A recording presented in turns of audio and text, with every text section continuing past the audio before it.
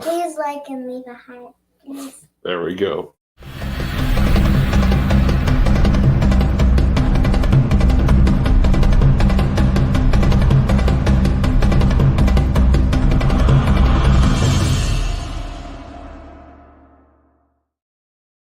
Hello, everyone, and welcome to the Vidor Locksmith Show. I'm your host, David Gibson, where we are unlocking the secrets to success in the oil and gas industry. One interview, one technical presentation, and one technical screw-up at a time. Thank you guys all so much for joining us on this amazing Friday. The kids are out of school, so hopefully, my kids are at the house watching, and I'm willing to guess that, nope, that's not them calling me. All right, sorry about that.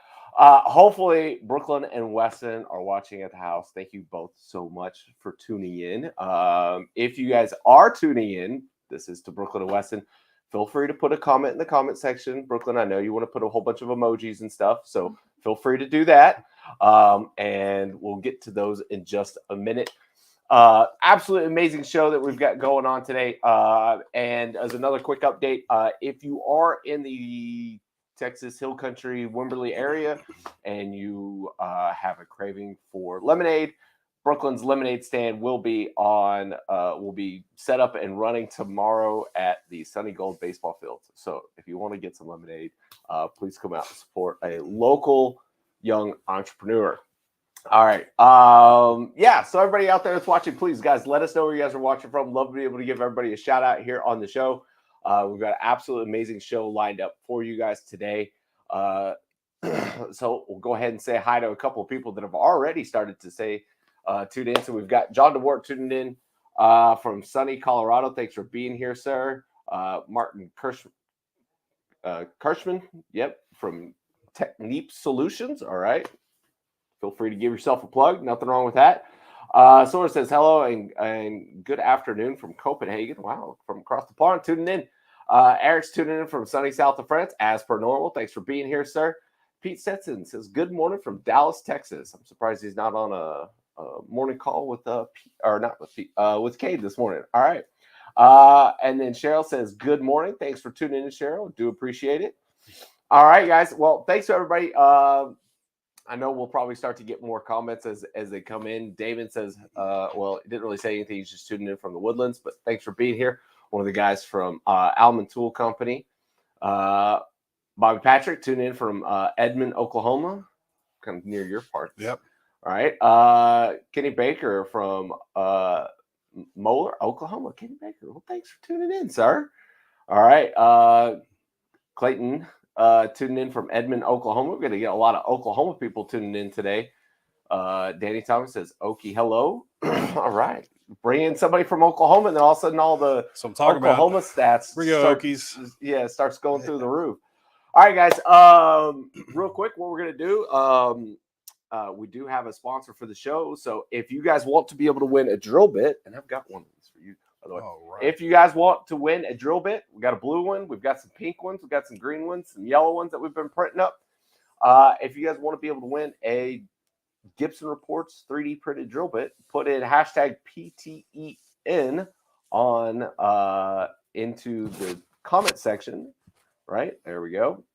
Hashtag PTEN, and we will get you one of these 3D printed drill bits, as well as a hat and this ice cube form thing called Rocks. It's got a little Patterson logo on it. So special thanks to Patterson for being the sponsor for the show. We do appreciate it. And like I said, if you want to be able to win a drill bit, hashtag PTN. So real quick, here is a quick word from our sponsor.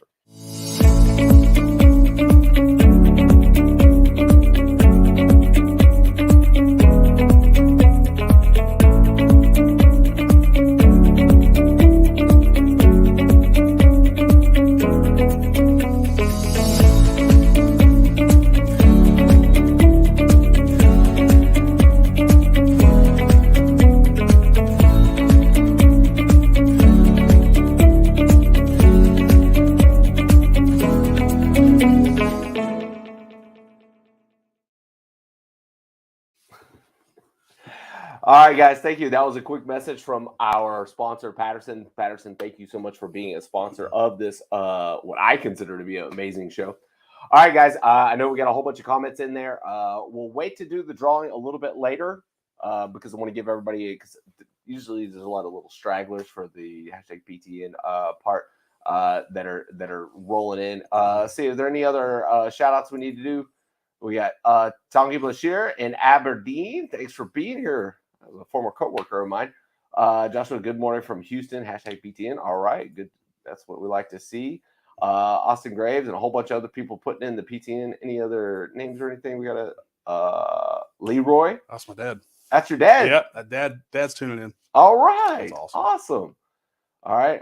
Roy says hello from Watson. Roy Watson says hello from Denver. I'm getting all my stuff confused there. Apologies. Danny says, appreciate Patterson, UTI sponsor. Rah. All right. Yeah. I mean, I love having a sponsor for the show. All right. We got Sadiq tuned in from Oman. Thanks for being here, sir. Jesse Morgan tuned in from Casper, Wyoming. Oh, wow. We're starting to get a whole bunch. Kyle Bundy from Houston, Texas. Dean tuning in. Good morning from Volant Products in Edmonton. Volant was one of the sponsors for the Torque and Drag miniseries. Speaking of miniseries, we got a lot of that coming up here pretty soon as well. All right. A whole bunch more people commenting and joining in. All right. Let's go ahead and get on with the show. Today, we have the absolutely amazing Jacob Bruster. Jake, thanks for being on the show, man. Oh, my gosh. It's a pleasure, dude. Seriously. Super excited. The setup here, it's amazing. I keep telling David in between, like, the commercials and shit that it's so awesome. I love it. It's great. It's more than what I expected. So appreciate it. When we first started doing the first two episodes were in Cade's office. Mm-hmm. We did those in there. One of them I was sitting there by myself, and then the second one was with Randy McDonald. We did them in there, and it was just like we were having to rig everything up every Friday morning and tear it all back down.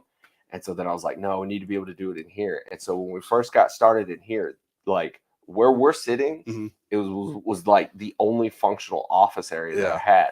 And so we had a whole like 3-piece like backdrop studio that was set up over there. Wow. That was there the entire, like that was there for 2.5 years. Oh no, you're moving on up, man. And so now we've got the desk on wheels with all of, you know, the whole contraption and everything. So it's come a long way. Now we got the black backdrop, the green screen, everything else. So, and it'll probably go through another 2 or 3 evolutions as we continue. Leave it like forward. This looks good.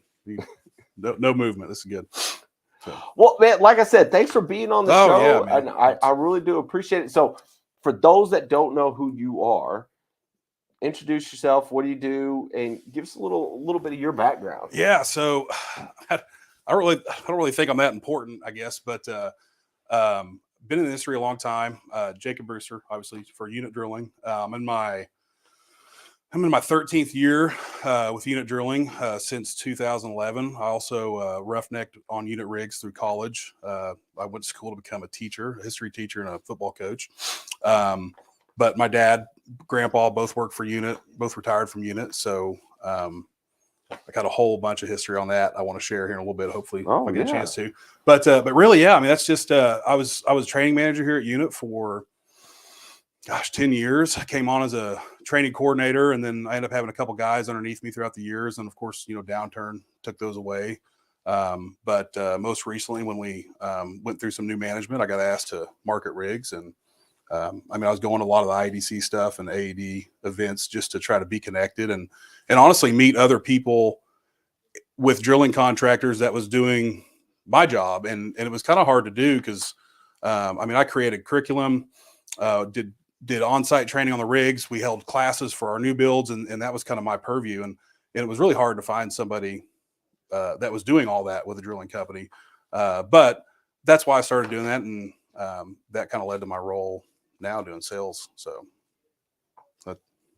well, tell me, how does it feel to go from, you know, roughnecking on the rigs to being able to essentially selling, you know, that service to operators? Yeah, it's pretty amazing. I was a terrible roughneck. I mean, I was a terrible MWD. Yeah, I mean, I'm 6'4", 330, and I've been this size since I was a freshman in high school, right? So good God.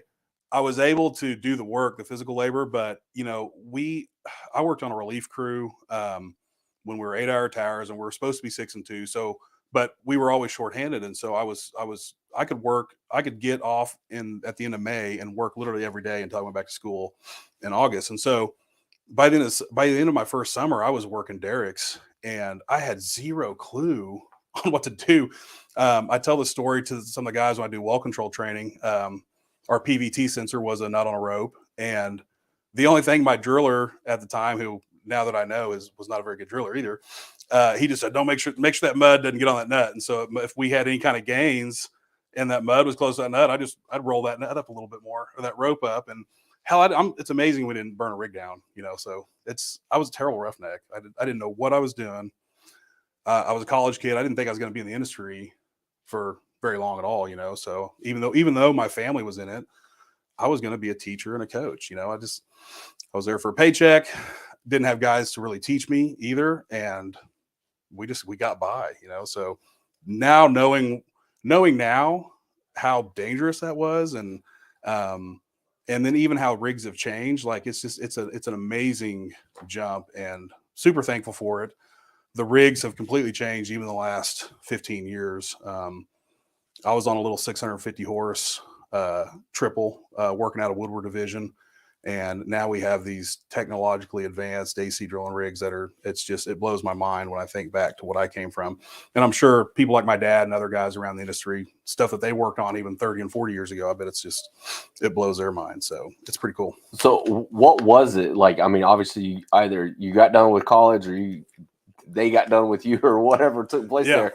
And so was it just like you went in for a teacher interview and then you're like, No, I taught at Putnam City West high school in Oklahoma City for 2 years. I loved it. There was a lot of bad things as far as how teachers got treated, and I wanted to change the system. So I immediately, my second year into teaching, I started my administration, or I started working towards a master's in education so I could get my administration certificate so I could become a principal. But in that second year, my wife and I got pregnant with our first kid. You know, she wanted to stay at home, which was awesome. One of the hardest jobs ever, by the way. We just couldn't do that with me being a teacher. So I immediately started looking for a job, anything. I was applying at police departments, fire departments, anywhere that I can make more than $33,000 a year. Right. So, cause I had a family I needed to support, I was going to do anything. And so my dad had reached out to me because he obviously knew I was looking, and he said, "Hey, I hear, you know, Unit is looking for somebody with roughneck experience and some teaching experience to start a training department." And it's kind of right place, right time. wow. And they hired me on. I worked the summer in between my last year of teaching. From when I started with Unit, I was building rigs in the yard just to kind of get back in there. And then right before I was supposed to report back to coach for fall camp, Unit offered me a job as a training coordinator. And I mean, the rest is history. I just started right away, just jumped into it, started doing trainings and building curriculum, building leadership training, top drive, awareness training for our rig hands. Also, I mean, at least 20 different modules that I built over the last 10 years. So it was a good move. I didn't realize how much I loved the industry and how much I missed it until I got back into it. Like the thought had never even crossed my mind until I came back over. But yeah, so money was the driving factor to get me back into the industry. And it just worked out, you know. Wasn't the money, it was the kid. The kid, yeah. Well, Yeah. money for the kid, right? Yeah. Yeah. So yeah. They tend not to be cheap unless they got lemonade stands, and then they can produce for themselves. Well, our lemonade stands didn't do very well. So hopefully whatever you guys are doing with your daughter, that's we need to share that secret. It's location. Right, So yeah, we're at the ball fields putting that thing on. So so your kid's what got you into it, but obviously you've got, you know, a legacy there at Unit. Oh, so yeah. tell me a little bit about like you. Let's see. Man, so I was talking to my dad about this the other day to make sure I had some years right. Grandpa started roughnecking in 1935, and wow, he roughnecked up until World War II. He was in the Army, and before he got deployed overseas, though, he was in a motorcycle wreck, and so he was honorably discharged because of that. And then he went straight back to the oil field and was roughneck again. He then moved to, he chased rigs all around the world. He then went, after working through World War II and into the 50s, I think in 1952, he went to Australia to work on drilling rigs, which is where he met my grandmother, who was like 16 at the time, which that's a whole nother story with her. Her and her family migrated from Holland right after the World War. She was actually rescued by the Band of Brothers. Have you seen that miniseries? Yeah. So Dick Winters, Captain Major Dick Winters, he knew my grandma. Like his group of guys rescued my grandma and liberated her town from the Germans back in World War II. And so that's a whole nother thing. But sticking with the oil field, because of we're all gonna that, be here all day. Oh my God! With Look, these we stories. have 2 hours. Good. It's You just could just talk and I'll dude, just it was listen. like seriously. I wish I knew more about it, but so Dick Winters wrote some memoirs back. I can't remember what year. And actually, one of the guys at Unit, he got a book, and I told him the other day my kid wrote over his book. That's why I never returned it. So I need to buy him a new book actually. But he got me the book, and in the book in his memoirs was a letter written from Josephine Golikers, my grandmother. She wrote a letter saying, "Hey, because you saved us in Holland and whatever year that was, my family and I, we migrated to Australia, and I met the love of my life, and he moved us to Oklahoma, to I think Chattanooga, Oklahoma, and now I have this many kids, this many grandkids." And so that was one of the letters and it was one of many. Like it wasn't like she was a showcase, but he has all these letters in his memoirs, and my grandma showed up in there. So quick little side note, there's a lot of history over there during the World War. But this is what I love about the oil field is that I get to meet people like you, and you've got so many amazing stories So sorry, keep going. No, that's but okay. This yeah, is awesome. Well, you don't have to stop me because I'll just keep talking. So don't feel free to jump in. I'm sure people are saying something. I saw my buddy on there, and I saw a lot of people chime in. So no, that's all right. But so he was in Australia, and my grandmother and dad just told me this last night, the night before. My grandmother and she had a boyfriend, and her and her friend, they saw a drilling rig close to her house. So they hopped on tandem on a motorcycle and rode to the rig, and she met my grandpa, and it was pretty well a done deal from them. So from there, he migrated back to the States, or he came at one point in time, the American accent was in Australia. Yeah. When I lived there, it definitely wasn't. But at some point in time, I'm sure that's well. I mean, he was a big guy too, right? So he wasn't. So that runs in the family. Yeah, he was 6'4", 6'3", 6'4". My dad, he's a big guy also. So it definitely runs the family. But so he moved my grandmother, and then so she was one of 14. She was the oldest of 14 kids. He then, over the years, moved all of her siblings and parents to Oklahoma City, and some of them I think still live on the same block that they all lived on whenever they moved here. I'd have to check that, but so my grandmother and my grandfather moved to Chattanooga, and then before they moved back, my uncle was born in Australia. And then that was in 52, moved back to the States, and then moved to the Middle East in 50. Well, they had my grandpa or my uncle in 54. Anyways, in the later 50s, he was in the Middle East. And my dad was actually born in Kuwait. And I don't know if he spent the first year or two of his life over there, and maybe less. And then they moved back to Chattanooga then. And then they had my 2 aunts, and somehow ended up in O'Keene. I have no idea, but I mean, my dad and my mom grew up in O'Keene and graduated from there, and that's where we graduated from. And so they planted those roots and stayed there. But and it was awesome. So when I first came on the unit, there was still people that worked with my grandpa and my uncle and my dad that knew them. And so we're talking, 30, 40 years down the road, and these people are still working at unit, and they know me. And it was kind of a warm welcome. It was awesome. I got to learn some things, but grandpa worked for a company called Barrett Drilling in the 70s. And I think unit bought them. Unit started with 4 rigs in 63, and the late 70s or early 80s, they bought Barrett. And then grandpa worked for them until I think late 80s or early 90s. And dad roughnecked. They pulled dad, my uncle and my grandpa would pull dad out of high school to go work when they were shorthanded. He told me that he'd come home from school and there'd be a note on his motorcycle that said, "Hey, there's $30 in the knowledge box at the rig. We're shorthanded. We need you out there tonight." And, couldn't say no, right? Because grandpa was a big guy.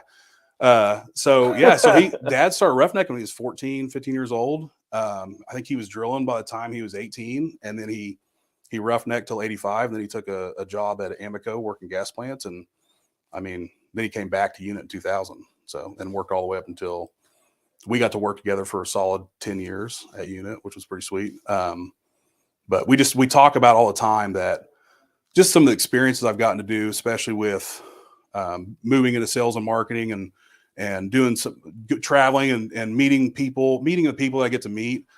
Dad always says that Grandpa, he's probably rolling over in his grave, you know, at this, the thought of me being able to go to our Tulsa office, even, you know, just to, because he was just a roughneck from Western Oklahoma that worked for unit. So he never got to see any of the King Kirchners and the Don Bodards and meeting those people. But it really is pretty sweet. And then all my brothers also worked at unit at some time. I was the first one, 2005. I was the first one to roughneck. And then my two younger brothers roughnecked on the same rig I did, and then another rig. And then both my older brothers worked at the yard at some point for unit. So the only Bruster who has not worked for unit was my sister. Yeah. It's in the blood, man. Yeah. Are they gonna? Is unit gonna come out with like the Bruster? We should 36 rig, or like we should at least call, name one of the rigs should. after y'all. We should call it the next boss rig we build. We should just call it the Bruster, the Brew Crew, or the Brew or something. We call something. I mean, So, yeah, they got, it's just cool, man. I mean, Noble Drilling does that. They name, you know, some of. Oh the, yeah, Scan does it too, right? Scan, they name their rigs. Yeah. So maybe we should. I mean, but like Noble, like they name them after employees. Oh, they do actually name them after people. After employees. Oh, wow. Yeah. I mean, those are the big. I mean, I guess Noble's not really around per se anymore or whatever. But like, I mean, the names of those rigs are still the names that they've. I didn't know that. Yeah. Oh, we should make sure there was one that sees this video then, for sure. There was one of them that I know that they named after like one of the HR ladies that had worked there for like 30 years or something like really? that. Yeah, it was something like that. That they were just like, this lady's been here forever, helping us out. Let's name a rig after her. Yeah, I feel like we've put out more than that as far as the Brewsters for unit. I think we've earned a rig. I think. I mean, you are the marketing guy. I mean, you could be like, hey, come on, guys. No, like they don't listen to me like that. I mean, this would be some great LinkedIn content. God. It'd be great for me, I think, is what it would be great for. But no, it's just, man, the history that my family has with unit and the industry. So I'm third gen unit and third gen industry. My brother, he's working for a mud company, a mud consultant out in West Texas. I can't remember who he's with now. My brother is an owner operator of a forklift for Lanes Trucking. And then my brothers, we got a fourth gen coming. So he's going to graduate high school this month or in May. And no pressure. Yeah, no pressure, right? Yeah. So I just found out about this, which I'm glad he told me. As soon as he graduates, his summer job before he goes to school, I'm assuming he is. I didn't even ask that, but he's going to work on the opposite side of my brother, of his dad, out on one of the rigs in West Texas, learning how to check mud. So I mean, it'll be our fourth generation Bruster coming in the industry, which is, I think, it's freaking cool, man. It's just, wow, that is absolutely amazing. Oh yeah, it's sweet. I mean, I can only imagine like if, you know, like Cactus like rolled up and tried to hire, you know, your nephew or something, or like, hey. Oh no, I'd fight Hudson and Simons and all those guys. Like, you guys can't do that. Come on. Yeah. Just be like, hey, let us tap into this this feeder system of quality individuals. We just need to breed more, because we obviously have great oil field genes. You know, crap, and I forgot to mention my aunt, she's in her 25th or 30, between 20 and 30 years being a landman for EOG. My dad's brother, my uncle, he had a great career with Intercon, remediation company, geology, and I can't remember what the other thing was, but yeah, I mean, that's just, the whole family has been around it and in it for a long time. So wow. Yeah. I mean, either IADC or SPE or somebody needs to give you guys the recruit your I know, right? Give your grandfather the recruitment award. Seriously, yeah.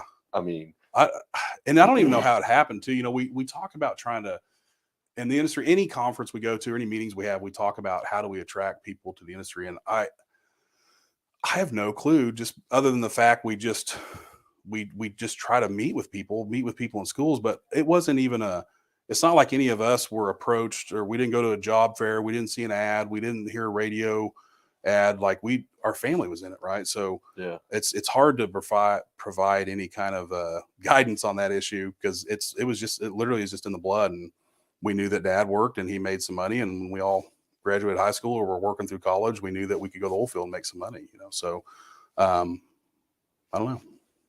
I mean, it's definitely one of the challenges that is there in place Right, now. yeah, for sure. I mean, maybe not so much this year, but last year, Yeah, was a huge challenge as far as being able to get personnel. Is that something that you guys went through as well? No, it was across the board. It didn't matter if you were a drilling contractor. It didn't matter if it didn't matter if you owned a McDonald's. You were still worried. You were still having trouble with that. But there's always going to be a large group of people that they enjoy physical labor, working with their hands, and making decent money. They don't mind getting dirty. It's just, how do we attract those people to our industry versus construction or farming or anything like that? And so I don't think there's any shortage of people that can work on the rigs. We just have to try to figure out how to attract them to our industry. I think the automated rigs, and when I say automated, I'm not talking fully automated. I'm just talking catwalks and wrenches. And while that makes the job easier and safer, it is still a dirty, tough job. You're working the elements. And so that's going to help. But I think it's spending time at schools and rural schools too. Not that we shouldn't spend time in the metro schools, but, going to those kids who may or may not have oil field backgrounds in rural schools, farming communities, stuff like that, and showing them that there's solid career paths and tons of room for growth in this industry. It does make it more difficult when we have a downturn every 3 or 4 years, Yeah. So that's probably the biggest part. But there's no shortage of people out there, and all of us. At one point I had 0 days of experience. My boss had 0 days. My dad, my grandpa, they all had 0 days. So we can work with 0 experience. That's how it's always been done. It's just we have to get past they're Gen Z, they're millennial. We have to get past that and just care about them and spend time with them, right? So, but I think we're doing that. I think a lot of drilling companies are doing that. I think we're past the whole labeling as far as these Gen Zers won't make good roughnecks. I hope we're getting past it. I feel like we are, but I don't think it's as much as a problem, but it's still a problem. So how do you, as being a former educator and then also doing, I mean, even when you started the oil field, I shouldn't say started, but when you transitioned back into, you were obviously doing a lot of educational stuff. Yeah. How do you see, being able to educate that next generation coming into, because like you said, you're going to talking to the schools. Mm-hmm. Are you also talking to faculty and staff and saying, hey, look, don't forget to say something about this? Yeah. I mean, that's something you have to do too, is you have to, I've thought about even going to coaches. So coaches are a huge influence on kids. Growing up, is with as little as we had growing up. When my parents got divorced when I was 13 or 14, and it's nothing bad on my dad, but he lived in another town and I lived, we lived in opposite towns. And so you didn't have cell phones, you didn't have internet. So you just didn't talk or see each other very often.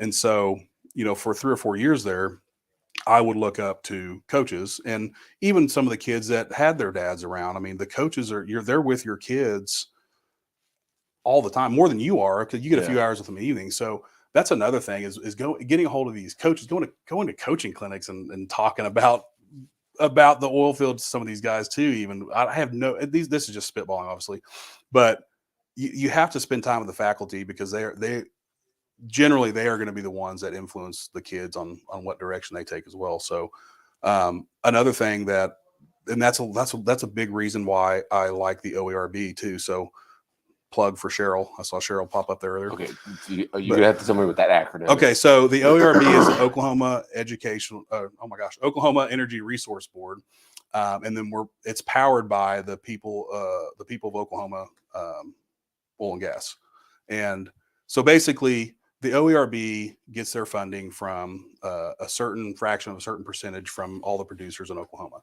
and half of what the OERB does, they half of their budget goes towards cleaning up and restoring orphan and abandoned well sites, and the other half goes to communicating and educating the public, communicating to and educating the public on all things oil and natural gas. And so the part that I'm involved in is the education side, and they have PetroPros that I'm getting ahead of myself. Sorry. They train teachers.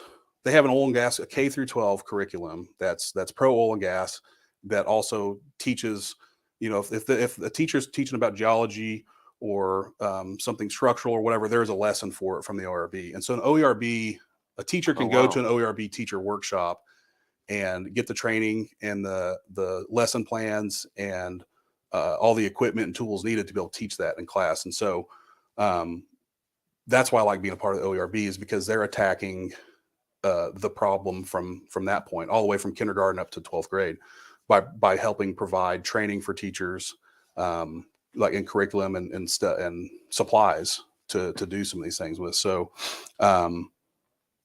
just they're in the schools, they do commercials, they clean up orphan abandoned well sites. They're doing everything they can to give oil and gas a good name in Oklahoma.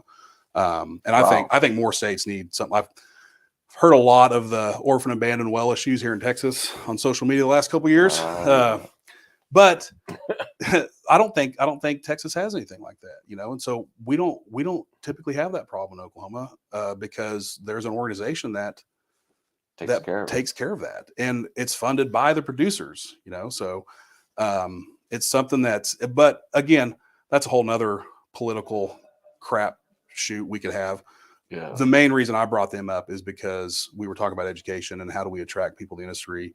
And that's just another thing where oil and gas professionals, they volunteer to be PetroPros. They can, an OERB, a teacher who's been to an OERB workshop can request a professional in the industry to come to their class to give a 30-minute, 60-minute long presentation and do activities with the kids too, and just be there to talk to them about it, so there's all sorts of things that group is trying to do to help bring people in the industry and just bring awareness to the industry too. So but definitely the education side of things is super and who was important that to me. You said there was? It's Cheryl Standage. I don't know if she's still on, but she popped up early, so thanks, Cheryl. Well, yeah, thank you, Cheryl, so much. Like, yeah, if Cheryl, if you were still watching, please maybe plug your organization or the group if there's a link or something.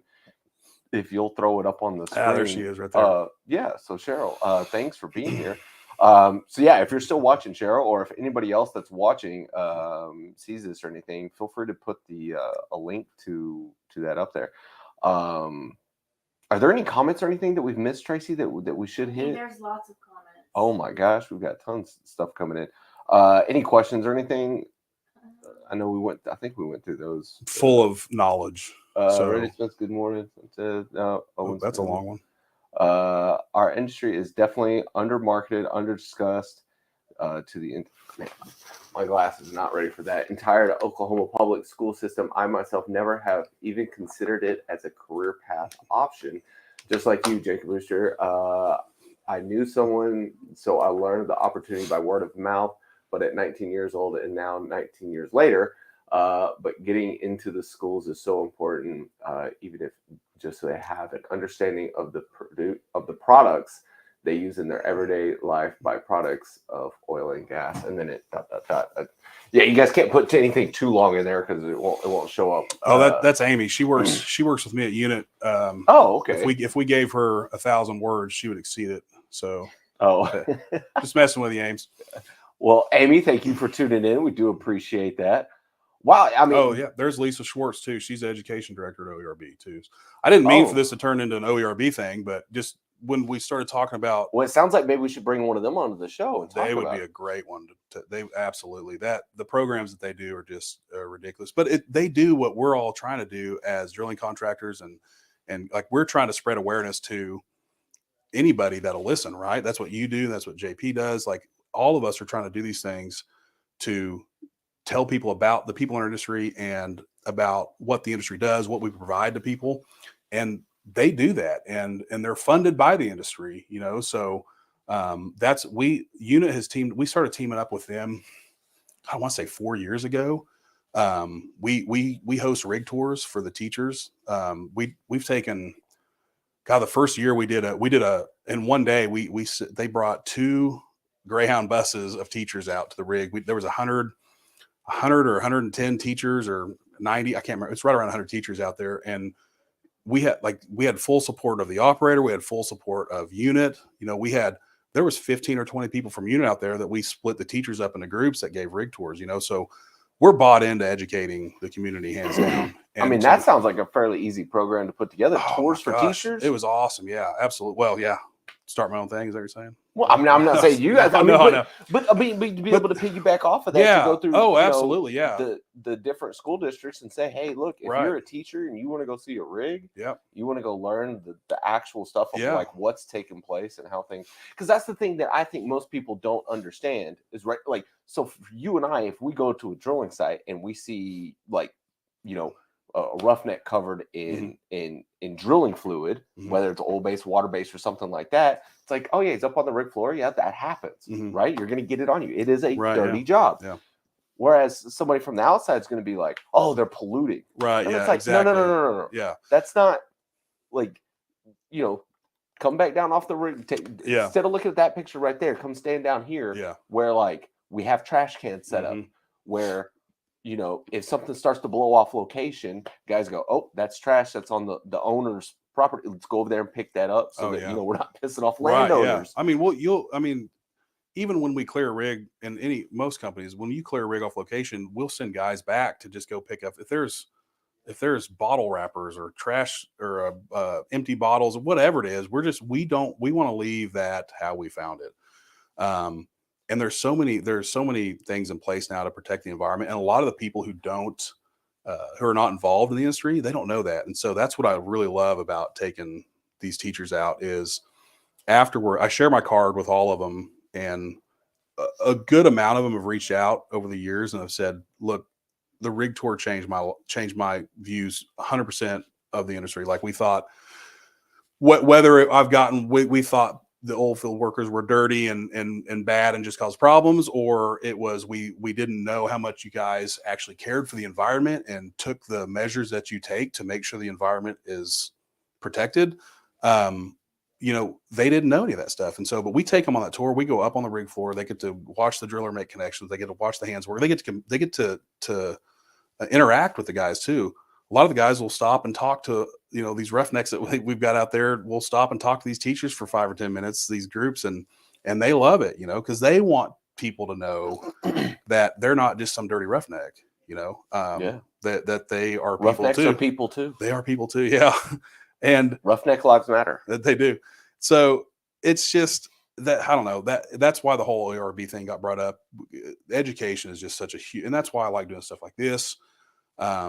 And being involved with IADC and doing stuff with AAD if I can. It's to promote awareness and just show the community what we're about, because it has changed. Maybe back in the day it was like that, but it's not anymore. I mean, you have guys that have degrees that are out there on our rigs roughnecking, because they like the work, they like being around the guys, they like to be able to train the guys, and that they choose to do that instead of what they originally want to do, so that's what we need to be doing, is getting in schools and focusing on the people who influence our kids, especially our 16, 17, 18-year-olds who we're trying to target to join our industry. And whether that's, pre-engineering students at a VOTEC or whether that's college students who are in engineering programs, but the shortage is the line workers, right? The guys that need to get their hands dirty. And so I think if the more we do stuff like this, I think it's not going to hurt at all.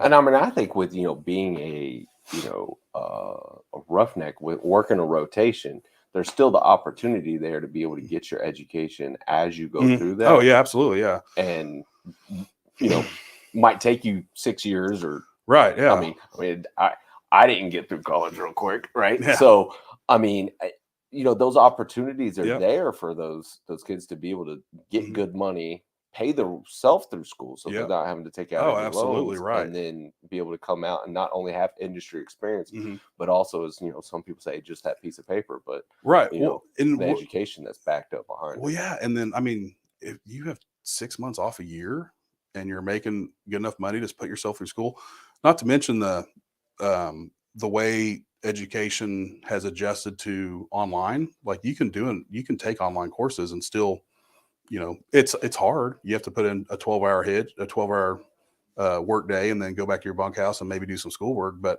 no, absolutely. I mean, it's um, roughnecking through that. I roughnecked to help get myself through college. Before I was able to start roughnecking, I was bartending, and that gave me some good money. Yeah, but I mean, I still had to take out student loans, but I wouldn't have been able to feed myself if I didn't have an oil field job. So it definitely put me through school. I wonder if there's a university that would probably work with the industry on saying, hey, look, we will specifically do, maybe a petroleum engineering course that's based off of, 2 weeks on, 2 weeks off. That'd be cool. I mean, that would be phenomenal. Yeah, that way we're coming up with a lot of good ideas. We have a lot of good crap coming up. Yeah, let's do it. Hopefully somebody's taking notes on this and listen, out there if you don't talk about it and come up with the idea, it's never gonna happen anyways, right? So I joke with people all the time. I can come up with an idea, but it's the follow through is the issue. But yeah, no, it's not a bad idea. I mean, why not sit down with somebody and maybe if it is a bad idea, at least just meet with somebody and have them tell you why it's a bad idea or why it can't be done. Yeah. But if it can be, why not offer something like that? But and also, because that person, whenever they finish graduating, right, would be an absolute gem to the industry. They'd be legit, right? They'd have however long. There's no rig you're going to show up on and then be like, oh, this engineer just got his piece of paper. Like, right? No, dude. Yeah, I did 6 years. Yeah, I roughnecked to get this degree. Like it was part of the degree. I had to roughneck through this degree.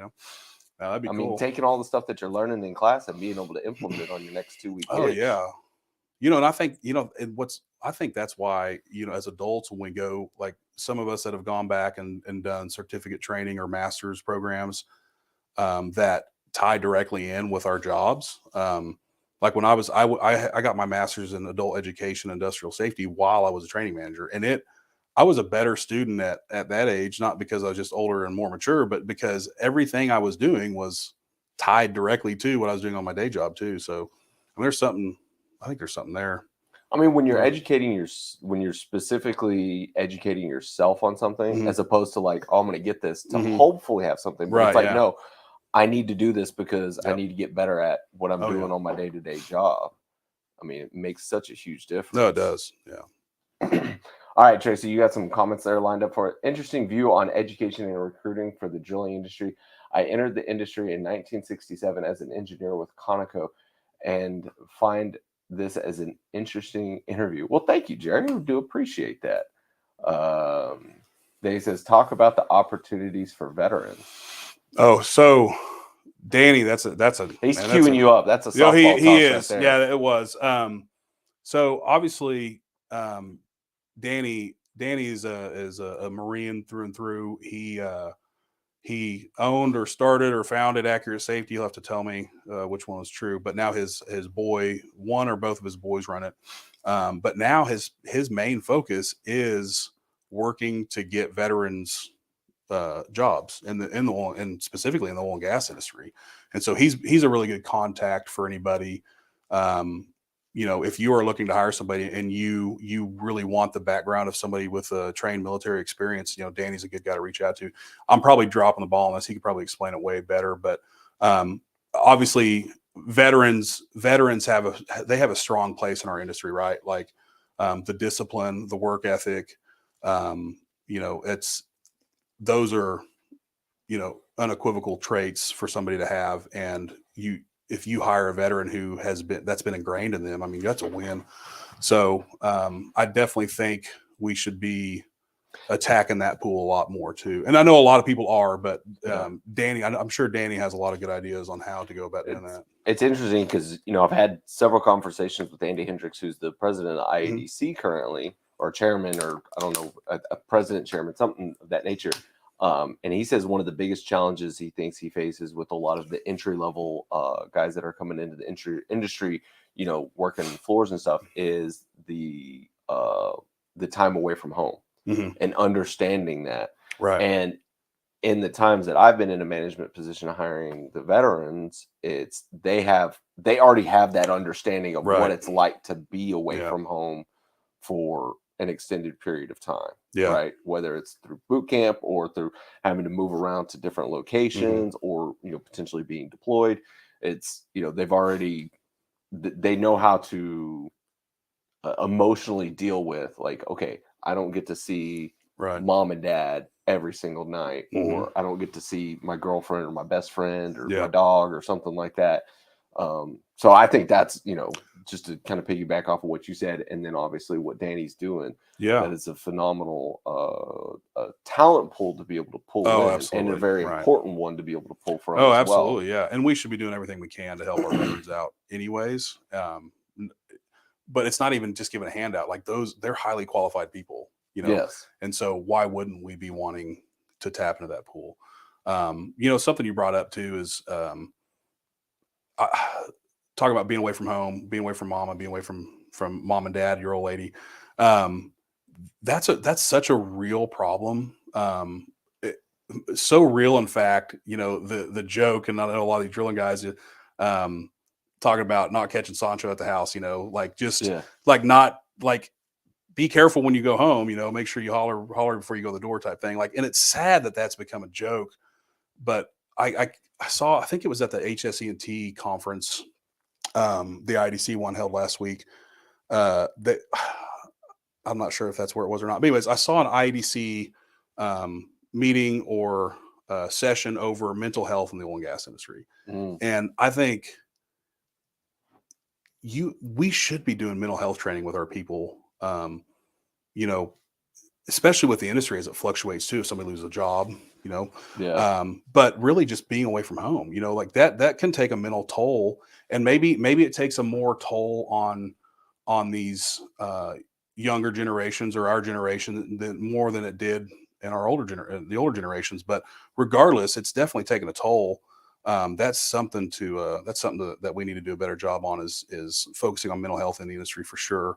And even just general counseling, making sure, providing resources for your guys or your people in the field you can't do everything for them, but to make sure they're taking care of their spouse or their partner, because it's tough, with my wife being a stay-at-home mom and then me traveling for work, I wouldn't have been able to do a quarter of the stuff that I do now, traveling down here, going West Texas, North Dakota, Wyoming, if it wasn't for somebody Thanks home. for the missus. Right. Yeah. I don't know if she said she was going to watch today. I don't know if she is.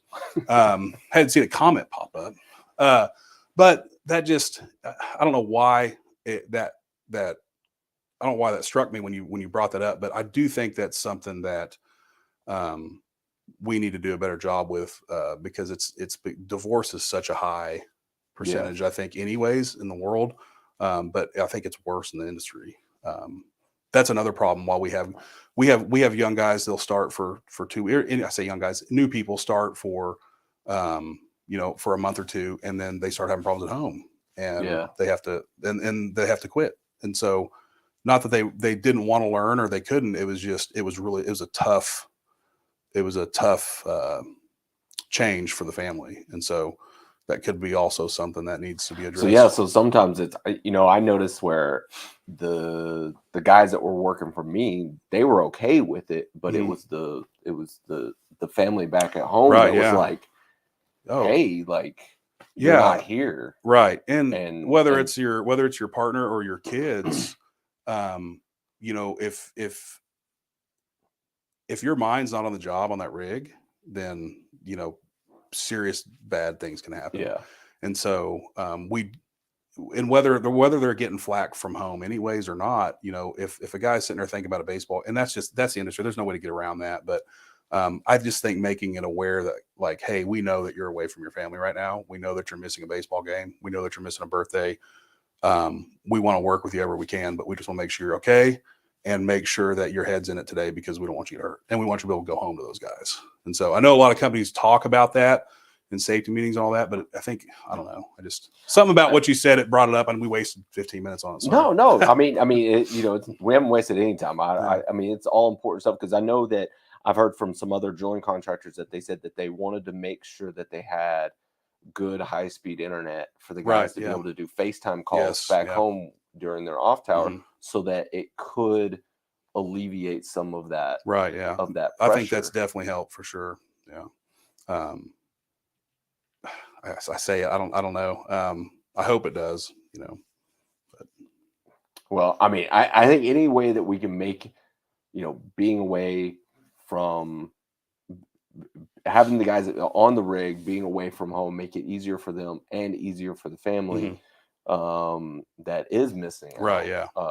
On dad or mom, right. Yeah. Being away. And then I know, as far as like the sales side of it, that's even difficult as well, because then conferences are conferences. Oh, like, they pop up, and they do. Yeah. And it's and I've had to miss some things to go to meet with customers or to a conference, or but I've also skipped out on the conferences too, so because if there's a, oh my gosh, I can't remember how my boss explained it. I think he called it glass balls and rubber balls. Like, we're juggling all these things, right? Like, don't drop the glass balls, because they're going to break. They'll never be whole again. But if you got a rubber ball that you can afford to drop to save a glass ball, then I don't know if that's exactly how I explained it, but does that make sense? Right.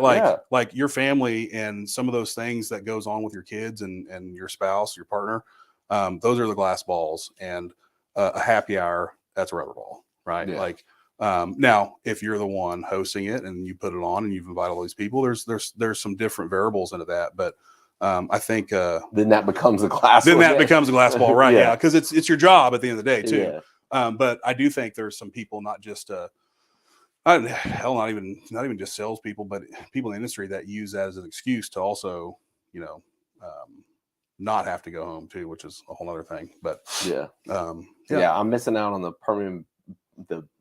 Permian Basin, or the Basin Burnout this weekend. Oh yeah, it's a great event. Great turnout, especially if you're in the MWD directional drilling business, which is kind of where my primary focus is. Yeah, right. You missed it for me. Is that what you're saying?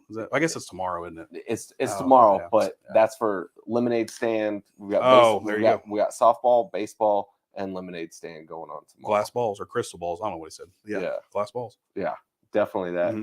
All right, Tracy, we got some more comments in here. When I entered the oil field 35 years ago, now with alternative energy, zero carbon, etc., how do you share to the kids now in oil and gas still feature oil and gas will still feature in the energy demand? Basically, how do we I'm guessing how do we communicate to the kids today that oil and gas is still going to be a necessity? Is that what he's asking? I would say so, yeah. I mean, that's easy. Like, in some of the kits they give us for PetroPros, and I haven't done it. We have a lot of PetroPros who do a lot of the work. I try to serve other ways. So I haven't done a PetroPro class yet, but I've seen the kits, and I mean, there's all sorts of things, like their toothbrushes, their sunglasses, their shoes, their books, their smart boards, their erasers, all sorts of items. I think we started. I was on one of the committees to help revamp some of that PetroPro stuff, and I think one of them was doing like a scavenger hunt, an oil and gas product scavenger hunt in the classroom. And it's so easy to find 10 things in a classroom that if we didn't have, oil and natural gas, you wouldn't have this. And so, I mean, that's really how you do it. You have to teach sometimes we have to teach adults that, right? Like, it's not just the energy side of it. Energy is a large part, but it's also a small part. Like, how many things here in your office that were produced using, or were made using, oil and natural gas byproducts? So that's what we have to do to make sure that they understand that oil and natural gas is relevant. So do we need energy addition? Absolutely. Yeah. And I love the way that energy addition, not energy transition. No, energy absolutely. Addition. If, of course, like that should be a top priority of trying to figure out other ways to to get energy for things that we do. But and most everybody that is listening on here, or that will see this, or that we've ever talked to at any conference, they understand that our sunglasses and toothbrushes and all that stuff and everything those are all byproducts of hydrocarbons. So but a lot of people in the world don't know that. Some of the teachers that we put through the OERB training, they don't understand that, so that's I think that's the key as far as making sure that the kids know that it's relevant, is making sure they understand more than that it's just fuel for our car. So hope that helped. Yeah. All right. What was most of oil and gas workers are outdoorsmen / outdoors women. We take pride in the land and preserve, conserve, and take care of our land. So, Prater, thanks for that. Keep up the great work. Jacob does an excellent job representing not just unit, all drilling contractors. That's from Joseph Thanks, Hudson. buddy. Thanks, man. Appreciate it. Many of oil and gas companies offer hashtag tuition reimbursement. Is that something you guys do? Yeah, I'm not sure on what all levels. That unit drilling put me through my graduate program, so I know for sure it was available to me. I don't know if it's a corporate level thing, or I don't know how different companies have that set up. If that's offered to hourly employees. I mean, with any company, your hourly benefits and corporate benefits are going to be different. Yeah, a little bit. And so I'm not sure on that, but I think a lot of companies do offer tuition reimbursement. I just don't think people ask about it. So it's probably I'm good at putting lists together. I should Mhm. probably do that. Find all the drilling contractors and find out which ones do that for the that'd be cool. guys, Yeah. and then put that out there. And until you're the drilling contractor that doesn't, and then you look bad. So that's not us. Hey, We do. So I mean, if it makes you have to step your game up. No, I know, right? But yeah, we that's should why be offering that. Nobody Right, likes top 10 lists because I know, right? Except for whoever's number 1. Yeah. And then the surprise number 8 because they're a real small company, right? I'll put a top 10 list of whoever's done the most footage for something, and then everybody in the industry, gets pissed off and sends you text, "Oh, this is BS." Number 1's like, "David, you're awesome. Thanks, man. Appreciate it." And then number 8 will be like, "We had no idea we were in the top 10." Yeah, all right. That's funny. Yeah, you're gonna piss somebody off, and I mean, everybody else is just mad, but then it's just hey, sell some more, step your game up. Exactly. Don't be mad at me. Good point. I just put the data out there, right? Don't kill the messenger. Exactly. Exactly. All right. ULL used to offer 7 and 7. ULL. Louisiana Lafayette. Oh, okay. Yeah. I don't know what 7 and 7 is though. Maybe 7 days on, 7 days off. 7, but I mean, what? Yes. Oh, offer 7 and 7 courses because that's what we're talking about. Okay, cool. Okay, that makes sense. Texas Tech just started practical drilling rig training with their petroleum engineering department. Yeah, they just got a rig out there. Yeah. Hey, so real quick on that, our Permian Basin IADC chapter, some of the money that we made from our events and primarily our golf tournament last year, we donated. I don't think the guys I think it was $10,000 to that.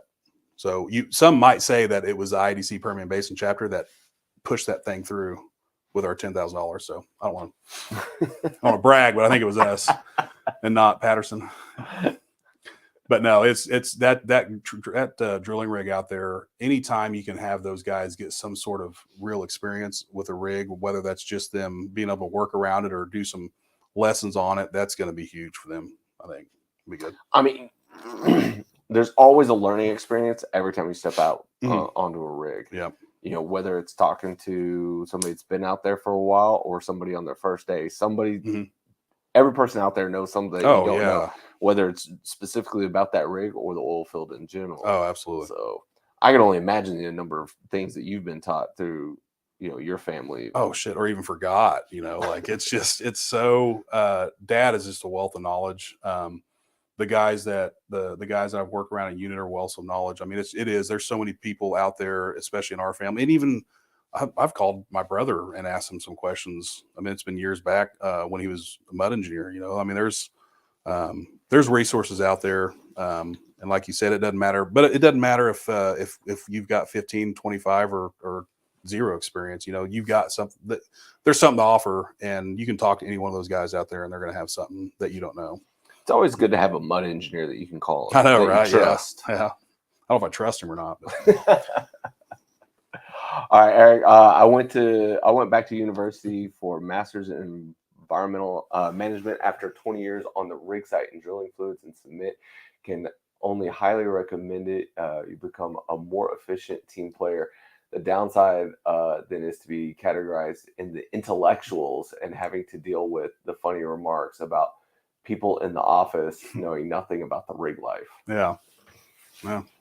That's a real thing too. And as far as the people in the office, they know their shit, right? Like they know, but at the same time, they are also very naive to what actually goes on out there. But it's flip flop too, right? There's some people out in the field that work in the field for 20 years that have no clue what the hell they're doing. So, or what the hell they're talking about. So I get that. I mean, I know that there's been times where like I forget how difficult it is out at the rig site because I haven't been there in so long. That one definitely happens. I said, hey, earlier, I'm here, y'all, 1 year old in tow. Oh, that might be my wife. She's it just says LinkedIn user. Yeah. She's private, I guess. She don't want nothing of the public life, but no, she's watching my brother's kid. Unless there's another 1 year old that just happened to pop up. Yeah. Unless that's somebody else watching a 1 year old randomly here. All right. Amy says yes. # mental awareness, mental health support is everything for all employees. Amy's she's champion the comment section today. Awesome discussion, Jacob and David. Well, thank you, Bobby. Do appreciate that. Shout out to Jacob Brown. For old school buddy over here at Scientific Drilling. There's your directional guy to talk to. Yeah. Remember, great analogy. # glass balls. Thank you, sir. Eric says oil is just as precious as product to be just burned. It's just too precious a product to just be burned. Yeah. Sorry, I'm trying to read these too fast. And then it's just some people saying hi to each other. Classrooms are a great example of oil and gas products to really drive it home for adults. Hospitals are vital when it comes to needing oil and gas products. Agreed. Okay, yeah, this is. Oh, he says exactly, JB. There are heaps of byproducts of hydrocarbons are actually functional. That are actually functional need. They need viable replacement or alternative. Okay. It's the last two there, Tracy. They're talking to each other. Oh yeah. Oh, I see her name at it. Oh, whoops. Is it working now? Yes, we're here. 1 year old is in fact said nephew. All right. Yeah, clear that up. We're good. Yeah.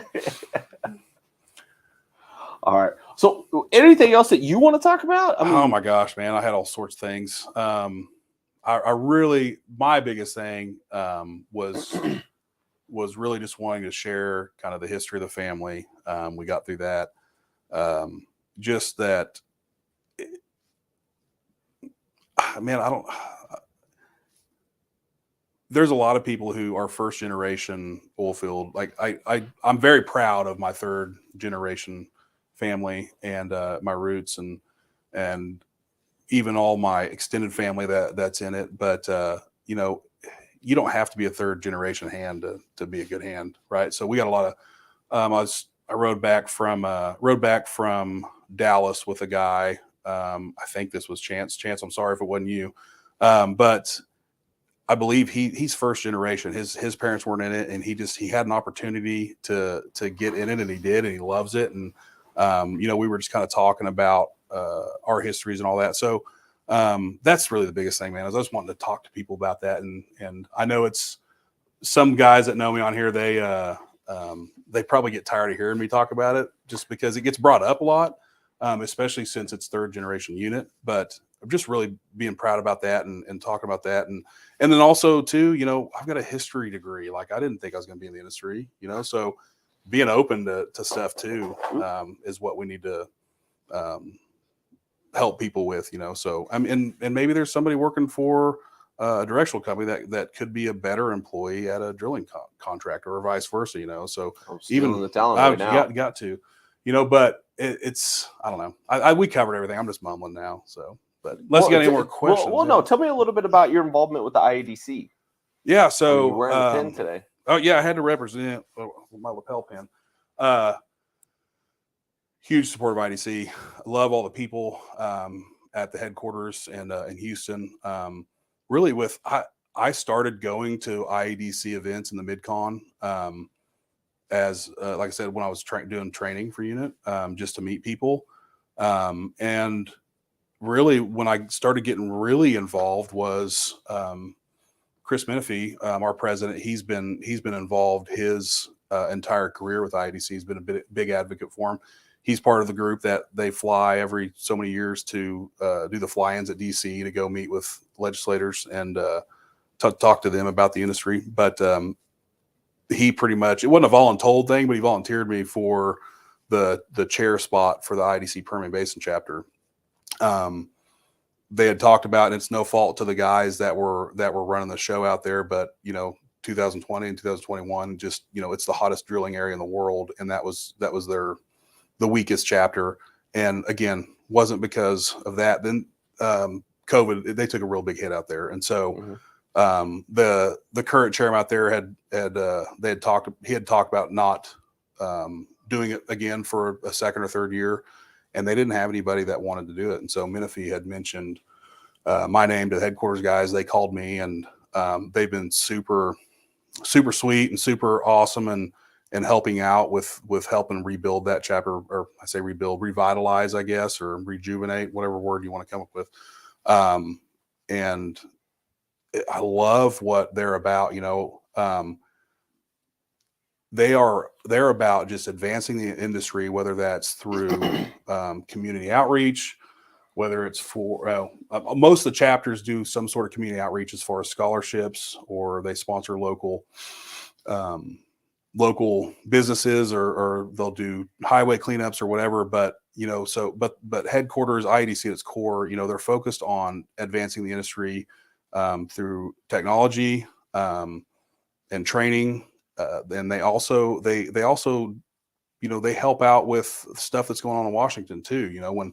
When certain bills get proposed that could be detrimental to drilling contractors, and sometimes not just drilling contractors, but the industry itself, they help educate us on what's going on out there. So they're an advocate for us on the government level, but they are also an advocate for the industry itself and just trying to advance. I come across some articles. I was talking with a lady from headquarters trying to figure out how many years the Permian Basin chapter had been running. Permian Basin, Houston, I think there's a California chapter and one other chapter. We're coming up on our 80th year.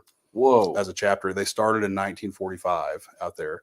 And one of the articles I read talked about how, I wish I remember what piece of technology or equipment there, but talked about how the IADC was doing some sort of focus group or some kind of testing with this equipment on these 4 or 5 drilling rigs, and then it was a success. And then they helped expand that equipment across the industry. And I'm probably saying just completely butchering that, but just the IADC, they're our advocates as far as from a drilling contractor standpoint, really. And so anything I can do throughout my career, I'll probably do to help them. I will. I mean, they just have to call and say jump, and I'll say how high. So they great people, great mission. They do a lot of great things, and I'm super proud to be a part of the Permian Basin chapter too. So, and it brings the networking side, I guess, too, bringing together a bunch of people that you might not have known before, and forming lifelong relationships, whether it's business or personal. It's been all good. So, I've attended many of the IADC events, and actually been a part of the last IADC ART conference, where I actually got to stand in for Sarah Kern, because she was, I think, sick at the time with COVID or something. And so I got to be one of the moderators for discussion there. So how'd that go? Was it good? Yeah, it went really well. Yeah, I mean, I liked it because it was right here in Austin. So, that's right. It was on Austin. I got to be able to just like wake up and go to an event and not have to go get a hotel or anything to be able to attend. So it was fairly nice. Yeah, those ART conferences are pretty cool. The ART and the OTC conferences are really cool for the IADC. I think we found some of the current equipment we use on the rigs we found at some of those conferences, because Really? vendors had stuff set up and we got to see them. I don't know if that's the complete story, but I had heard that we saw some equipment at one of these shows, and Ooh, we fancy. like to go with it. Yeah. So, those are they do good things. They really do. And they're always trying to come out with the next best thing, or as far as the next best way they can help advance our industry, whether that's coming out with new policies or programs for well control training or KPIs across drilling contractors, whatever it is. They're working really hard to help us out. So what are you guys doing for OTC? Anything in particular? No, we're not. That's something that I don't think I've ever been to OTC. Yeah, never. Yeah, no, I hadn't. I typically, as far as the conferences go, I try to make the HSE&T conference if I can. What is that one? So it's the Health, Safety, Environmental, and Training Conference. They had their first. They had one last week, the 19th or 18th, 19th, and they have some really great people talking about what they've done or ideas to help keep our people safer and be more efficient. And then you have a lot of your vendors set up there, kind of just like a normal, like a showroom type deal. But I usually hit that one in the onshore conference. I haven't ever been to the ART conference either. So the Advanced Rig Technology. I need to go to more conferences. Apparently, no. You go to all the AADE. I mean, I'm stuff. not I think the last couple of ones that I saw you at those. Well, I try to go to those. We have a lot of. I've got a lot of friends that go to those things. I got a lot of frustomers, some customers that have become friends. Is that how you say it? Yeah, whatever. So. And then of course, I mean, we go. We don't just go to those things because we want to have fun. We go. It's our job to be at those things, right? Like we want people to see that unit drilling is alive and well, especially since our parent company went through bankruptcy a few years back. So it's important for us to be at those things, and we end up seeing a lot of our current customers there, and hopefully meet some people and develop relationships with future customers. So those are big. And then at the same time, the IADC, you'll get some of the same people that go to both. So yeah. It's always good interacting with the fellow drilling community. Any other questions that have come in? Just comments. Oh, okay. Any good ones to be able to throw up there? This one's pretty good. The fact that your family has been involved in a boom and bust drilling industry for 3 generations is quite an accomplishment. Either that or we're extremely stupid or not capable of doing anything else. I'm not sure what it is. But no, and fixing to be 4th too. Man, I got to call Christopher. Actually, I just found out that he was going to be working. That's super cool. But yeah, I don't know, man. It is. I appreciate that. It is impressive, and I am super proud of it. But like I said, I don't know if it's smart or stupid to do it. But we love the industry. We love what it stands for. We love. I mean, that's not just a generational thing. I mean, it's definitely that could be not, a personal thing as well. Because I'm still here. Yeah, no you're kidding. Still Right. here, we all decide to be here. We all decide it's like, okay, we'll just keep rolling the dice on this one. Yeah, I couldn't even tell you. Like I keep saying, like, oh, the people in this industry are great, but I don't have anything to compare that to. Like I don't know. Like the coaches I worked with at Putnam City West were great, but I've never worked in any other industry or really any other. I've had tons of jobs since I was 13, 14. But as far as having a career, this is really, the only career I've ever had. So it's hard for me I like it. It's great. Other than my job at UPS in college, where I worked there 6.5 years, which is still my longest tenured job. Mm-hmm. My longest tenured job in the oil and gas industry is right. Here, yeah. Right. Yeah. Like I couldn't stay employed with anybody else, so I had to do it myself. We're the ones that took you. Yeah. Yeah. I'm the only one that would hire me. Which, I mean, I can see why now. Well, man, thank you so much for coming on the show. Oh, yeah. I mean, I obviously I know we could probably sit here and like just. Oh, we can drum up some shit for sure. Some stuff. For another couple of hours, but I know that you got a flight to catch. Yeah, at some point this afternoon down the traffic between San Antonio and Austin is probably some of the worst traffic. It gets worse than Dallas. It's worse than Houston. Like it was just. Yeah, it took me 20 minutes to go 3 miles of the day. Like it was like the middle of the day. It wasn't even like rush hour. It was ridiculous. I'd stay out here in Wimberley, which This is nice. I would not leave this area, which if anybody's not ever been out here, oh my God, it's beautiful out here. So if I've invited you to come on the show, it's Yeah. worth coming in person. Oh, absolutely. No, you get to see the next level studio. Get to meet Rick. Get to Cade, meet Rick and Cade and Tracy. Obviously. And you know, I was always wondering how you had your setup and who was clicking on your comments, and it was Tracy the whole time. So she runs the show, doesn't she? When I'm sitting here, she's the Yeah. one running the show. But when you're not sitting here, she doesn't do anything else. Is that what you're saying? When did not say that. This is there was, what was it? Wednesday was administratives day or whatever. And Okay. so special thanks to all the administrators out there, and special Absolutely. thanks to Tracy. So if it's like a digital, if it's a remote interview, Yeah. then I'll be the one. Oh, you're the one running the show. Yeah. I got you. Tracy's just making sure I don't No. forget anything. Oh, there you go. She'll I be need one of watching those. and checking the comment section and doing all that stuff. Yeah. Well, So, no, it was a good move coming down here, and that was something that that's why we've been trying to do this for almost a year, right? it's been a while. Has it been over? I don't know. For a long time, and the whole thing was like, I don't want to do it virtually. I want to come down there and see you and sit in person. And I don't know. There's more. I don't know if I'm old school in that way. I would rather have these conversations, just like I would rather talk to somebody in person than I would talk on the phone. Teams meeting. Or a Yeah. Teams meeting, right? So, but yeah, I mean, it makes it.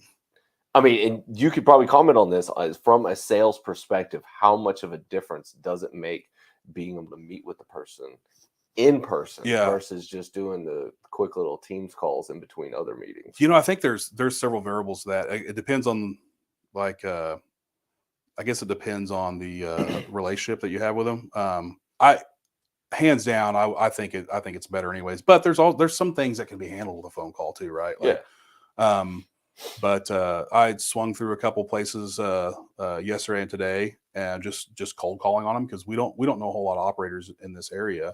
And I showed up to this place, went up there, and she's like, "No, it's a meeting. You'll probably have better luck, scheduling an appointment." It's like, well, I don't know I can't schedule an appointment. I don't know anybody here, So, she took my card and gave me their drilling VP's card, and I went down to my rental, and I was sitting out there shooting. I was probably down there for 5 minutes, and I got a phone call, and she's like, "Hey," she's like, "He said that you can come back between now and 3:30." I was like, "I'm still in the parking lot," and that was so much better doing that than just calling and leaving a voicemail that you may not ever hear from. But I think being there in person, drop off my card, making an attempt to go by and see somebody or meet somebody.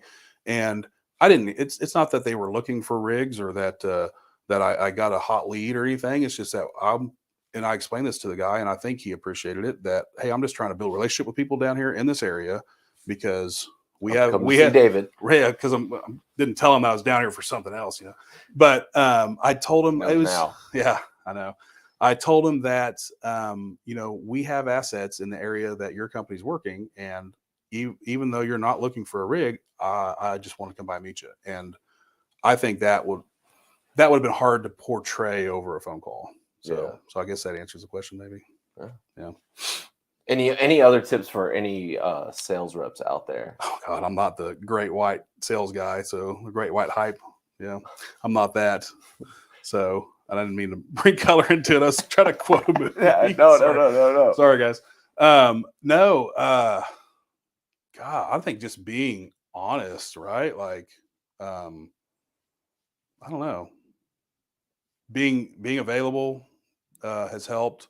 Not to the point to where if I'm on a date with my wife and somebody calls, I'm going to take it. It's like that. It can wait. Yeah.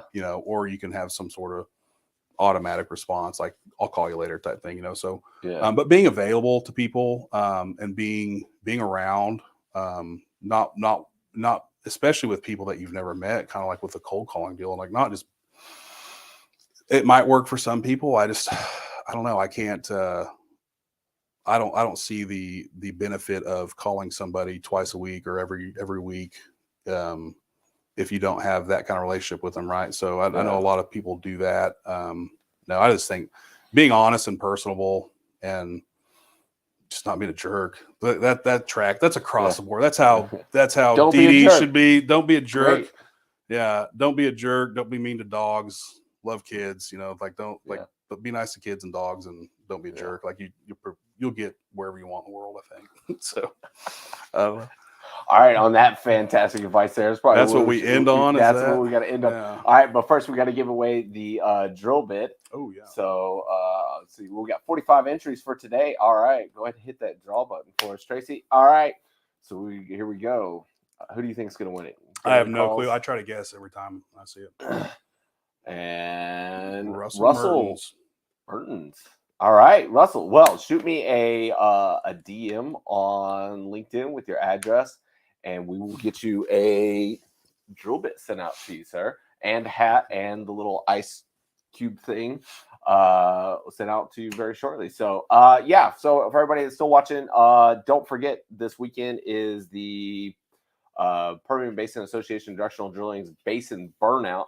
It's happening out in Midland this weekend. Absolutely amazing event. If you are in the directional drilling business, you have got to go to that event. If you sell to directional drilling and or MWD companies, you should already have signed up, have a booth, be already probably in Midland today as people are getting set up and everything ready for that tomorrow. It's an absolutely amazing event.